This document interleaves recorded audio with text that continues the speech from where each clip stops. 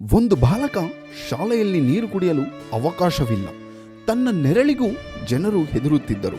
ಆ ಬಾಲಕ ಮುಂದೆ ಭಾರತದ ಭವಿಷ್ಯವನ್ನು ಬದಲಿಸಿದ ಅವರೇ ಡಾಕ್ಟರ್ BR ಅಂಬೇಡ್ಕರ್. ಇವರು ಏಪ್ರಿಲ್ 14, 1891ರಲ್ಲಿ ಜನಿಸಿದರು. ಇವರ ತಂದೆ ತಾಯಿ ಹೆಸರು ರಾಮ್ಜಿ ಸಕ್ಪಾಲ್ ಮತ್ತು ಬೈಬಾಬಾಯಿ ಸಕ್ಪಾಲ್. ತಂದೆ ಬ್ರಿಟಿಷ್ ಸೇನೆಯಲ್ಲಿ ಸೇವೆ ಸಲ್ಲಿಸಿದ ಶಿಸ್ತಿನ ವ್ಯಕ್ತಿ. ತಾಯಿ ಅವರಿಗೆ ಸಹನೆ ಮತ್ತು ಧೈರ್ಯವನ್ನು ತುಂಬಿದರು.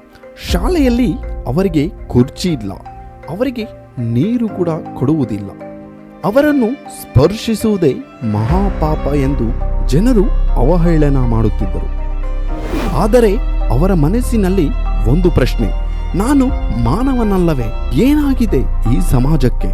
ಈ ಜಾತಿನಿಂದನೇ ಏತಕ್ಕೆ ಎಂದು ತನ್ನೊಳಗೆ ಪ್ರಶ್ನಿಸಿಕೊಳ್ಳುತ್ತಿದ್ದರು.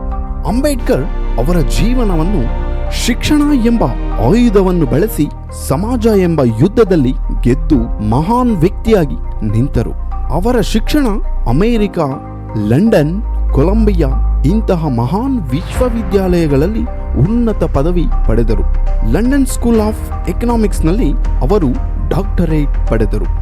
ಅವರು ಹೇಳಿದ ಮಾತು: ಶಿಕ್ಷಣವೇ ಸ್ವತಂತ್ರದ ದಾರಿ. ಅವರು ವ್ಯಕ್ತಿಯಲ್ಲ, ಒಂದು ಕ್ರಾಂತಿ.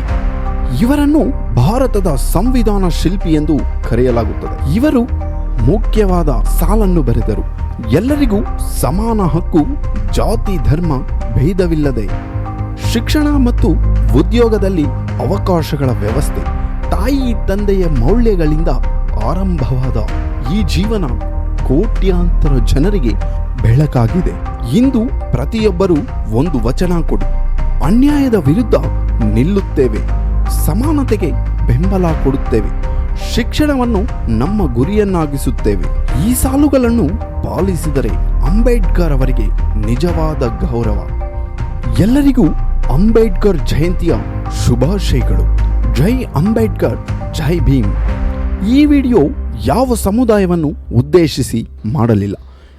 ಈ ವಿಡಿಯೋ ಮಾಡಿದ ಉದ್ದೇಶ ಅಂಬೇಡ್ಕರ್ ಅವರ ಜೀವನ ನಮಗೆ ಸ್ಫೂರ್ತಿದಾಯಕವಾಗಲಿ ಅಂತ.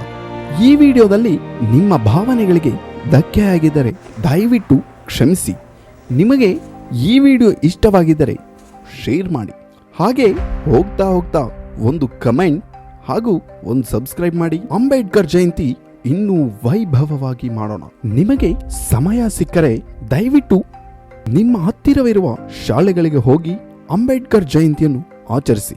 ಹಂಗೆ ಸ್ವೀಟ್ ತಿನ್ನೋದು ಮರೆಯಬೇಡಿ. ನಾವು ನಮ್ಮ ಬಾಲ್ಯದಲ್ಲಿ ಸ್ವೀಟ್ ತಿನ್ನಲು ಶಾಲೆಗೆ ಹೋಗುತ್ತಿದ್ದವು.